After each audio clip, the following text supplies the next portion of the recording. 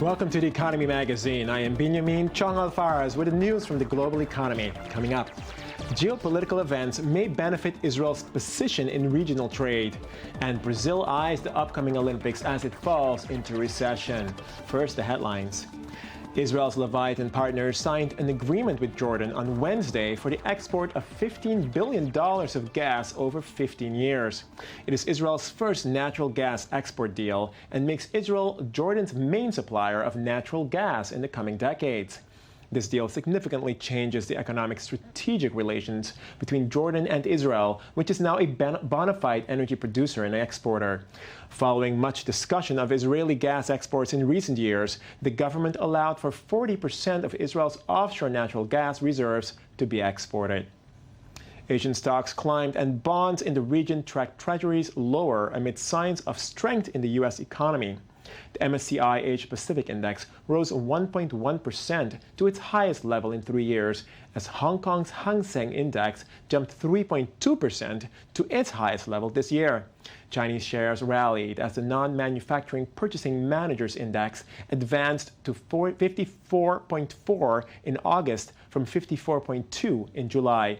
Brent oil rose 1% to $101.29 a barrel, rebounding from its lowest closing price since May 2013. U.S. factory output grew in August at the fastest pace in 3 years, underlining the economy's divergence with Europe and China. The EU may suspend Russia from high-profile international cultural and sporting events as it debates expanding sanctions over Ukraine. As part of the cultural boycott, the EU may restrict Russia from Formula One races, European football competitions, and the next World Cup awarded to Russia in 2010. The European Commission on Wednesday will recommend how to broaden EU measures approved in July. Most significantly, they would expand the ban on Russian companies accessing European capital markets to the country's defense and government-owned energy groups. Greek reforms are on target, the country's finance minister said, as he arrived in Paris for talks with European and IMF inspectors. Greece has staged a sharp turnaround on its finances since nearly going bankrupt 2 years ago at the peak of its debt crisis. Debt is expected to hit a peak of 177% of GDP this year before starting to decline next year, and unemployment remains at over 27%. Greece is still expected to require additional concessions from lenders before its debt mountain is considered manageable. We want to show that we are on target, both on the fiscal side and on structural reforms. August was a month like it is for Americans, for Greeks. The Greeks stayed, didn't take vacation, and we're ahead of schedule. London's world-famous Scotland Yard Police Force put its headquarters up for sale for $412 million. The 22-story, 56,000-square-meter office block is being sold as it is too costly to run and badly designed for modern working practices. The force will invest the money and savings from the sale in a new building and frontline policing, including acquiring body-worn cameras and secure tablets. New smartphones will allow officers on the beat to file their police reports without returning to the office. Venezuelan President Nicolas Maduro's approval has dropped 15 points in the last month amid the country's deepening economic crisis. A survey shows that 80% of the population believes the situation in the country is negative, and Maduro's popularity has so far fallen to 35%. According to the latest index released by the government in May, annualized inflation reached 61%, the highest in the Western Hemisphere. In March, the central bank registered 19 basic consumer items with serious supply problems. I think the problem with the president's popularity is related fundamentally to the economic crisis. Then we can obviously link it to the way the government is handling the economic policy, its inadequate economic model, and a lot of indecision on their part. President Maduro has to do something because he's sinking the economy more and more. It's no secret, and I say what all the Venezuelans think. Situated on the cusp of three continents, Israel's position is central to international trade. And though geopolitics has limited Israel's ability to cash in on its location in regional trade so far, we might be seeing the dawn of a new era. Anthony Lasmi has more.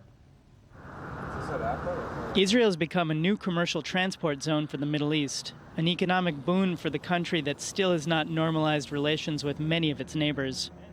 One of the main reasons for this is that the tragic civil war in Syria has cut off the road from Turkey to Jordan, leaving two choices: go through Egypt or the more direct and less expensive route through the Jaffa Port. David Barish is the commercial manager of the Tiran Group, a freight company at the port. This boat carries Turkish cargo traveling to Jordan just 80 kilometers from Haifa.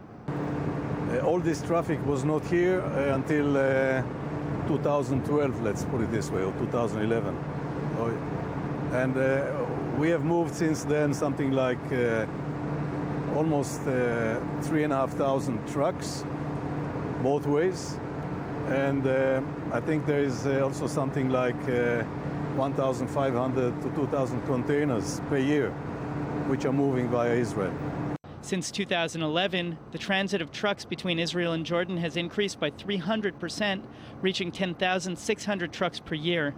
According to the Turkish Merchant Marines, the number of containers shipped to Israel rose from 18,000 tons in 2010 to 78,000 tons in 2013, an increase of nearly 450%. And the state of Israel is supportive of these new business opportunities. Israel is very interested to be a land bridge to the Middle East, and many efforts have been put, efforts and money has been put into this project to make it happen. Israel also wants to expand the port of Haifa and build a second port in the southern city of Ashdod. By the end of the year, a railway line should be completed connecting Haifa and Beit Shean near the Jordanian border, opening the door to new ground transportation options. Israel Shipyards is also one of the companies that benefit from this new windfall. Located on the private part of the port of Haifa, the company of 200 people transports metals, livestock, and seeds of all kinds. Israel Shipyards is also a shareholder in an unregulated trade zone situated in Jordan, 6 kilometers from the border with Israel. 9 companies, including 7 Israeli companies, make use of the unregulated tax-free zone to produce and export their goods with a Made in Jordan label, which is useful in attracting new customers from the Middle East. We are going to Amman, visiting some clients and give them the solutions about the transferring from our port to Amman. I really believe that we can work with, other countries at the Middle East. According to Reuters, these goods could go to Iraq and Saudi Arabia, a potential step in making regional political connections via economic networks. The labeling often shows the origin of goods but not the route, so authorities and consumers don't always know the path of goods they receive.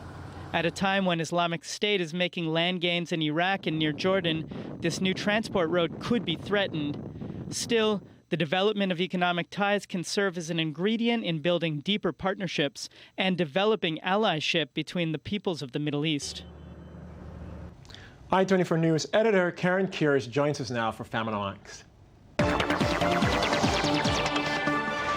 Karen Kieres, thanks for joining us.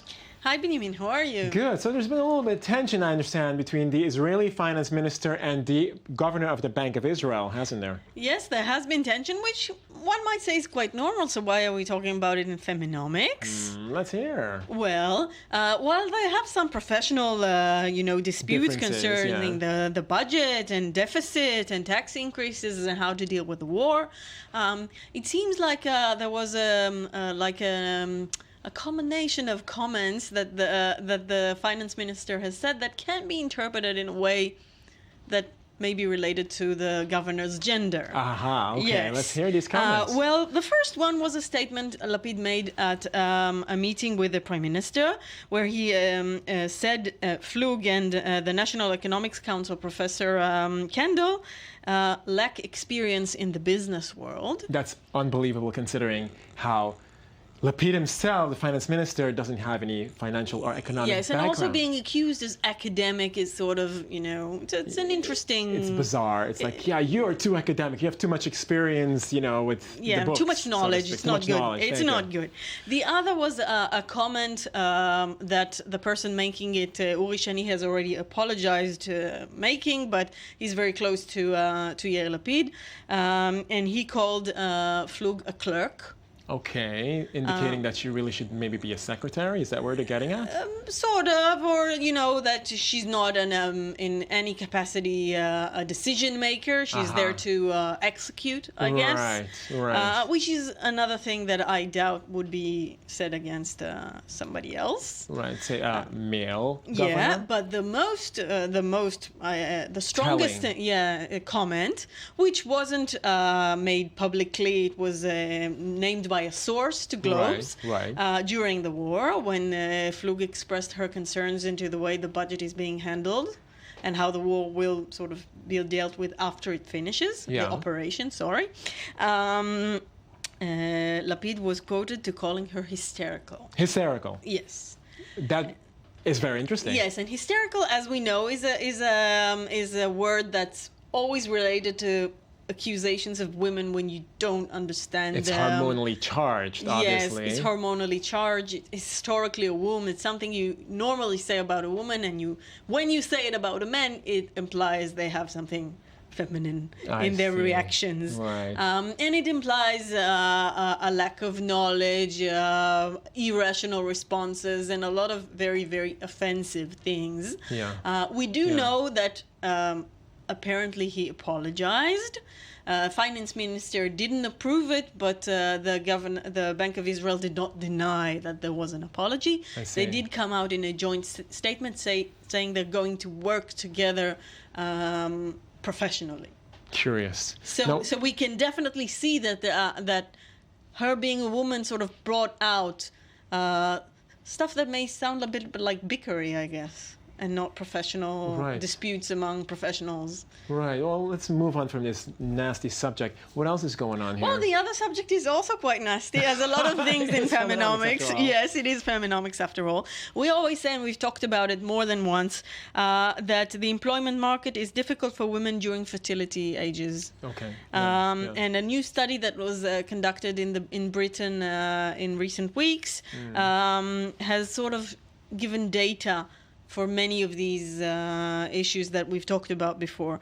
It examined managers. It spoke to managers about their attitudes towards hiring women and compared to men in the ages of 20 and 30. And about a third of them said they would prefer hiring a man in these ages over a woman for fertility concerns. 40% admitted they are generally wary of hiring women because they might go on maternity leave. Who knows for how long? They might just fall in love with their baby, right? Yeah, and 25% of them said they would prefer to hire a man to get around these issues. I see. So they may have a woman candidate who's just as qualified or even more.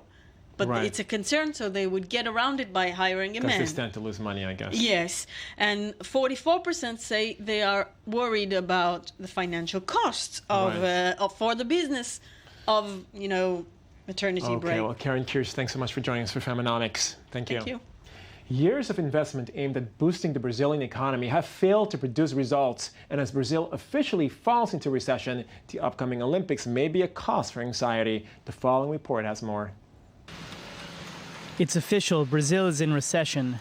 This is bad news for President Dilma Rousseff because she's on the campaign trail. GDP fell 0.6% in the second quarter, having already experienced a decline of 0.2% in the first quarter. Over this year, the country should move towards zero growth, but in 2010, the country had grown by 7.5%. This marks a decline that puts the socialist candidate Marina Silva in a good position to win the presidential election in October. It would be good if our country was in a period of growth so that we could attract investments. We are threatened constantly by inflation or job losses. We might not be in a situation where investment is heavily jeopardized, but more than ever, we need to make efforts to rediscover our credibility After launching a major infrastructure program, the government failed to boost investment. While industrial production falls, purchasing power and wider demand policies still maintain economic activity, though. We continue to have growth in family buying power because we're still seeing job growth and increases in salaries. On the other side, family credit is more or less stable. It's not growing much, and we have inflation that if we compare with the same quarter of last year, it is a little high, but more important, interest rates went up during this period. Now state accounts are in deficit for the second consecutive month. The government is now recognizing the World Cup dampened economic activity rather than boosting it, and they are set to host the 2016 Olympics in Rio at an expected cost of $14 billion. And that's a wrap for us at The Economy Magazine, your daily source for economic and financial reports at I-24 News. I'm Benjamin Chong Alfares. Thanks for watching, and do continue sending us your comments.